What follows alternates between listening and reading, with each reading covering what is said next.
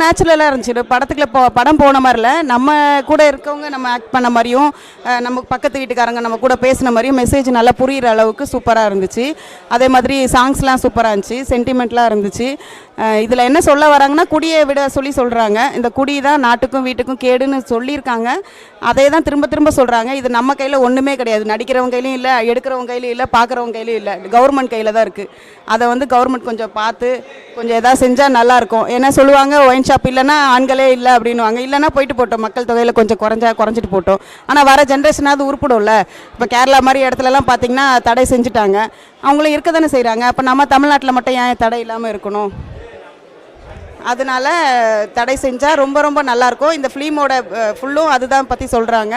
மியூசிக்கும் அப்படியே ஒரு மாதிரி சூப்பராக இருந்துச்சு. சாங்கும் சூப்பராக இருந்துச்சு. ஆக்டிங்கும் அதே மாதிரி இந்த காமெடி பண்ண அந்த கல்யாணம் ஆகாமலே ஒரு சீன் அவர் பண்ணிகிட்ருக்காரு. அவரே கடைசியில் சூசைட் பண்ணி இறந்துற அளவுக்கு அந்த சாராயத்தால் இறந்துருக்காங்க.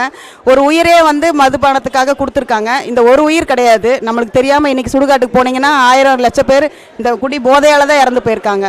அதை வந்து கொஞ்சம் தடுத்தா ரொம்ப நல்லாயிருக்கும். இந்த படத்து மூலமாக ஒரு மெசேஜ் சொன்னது வந்து கரெக்டாக நடந்துருச்சுன்னா ரொம்ப சந்தோஷம். Thank you so much.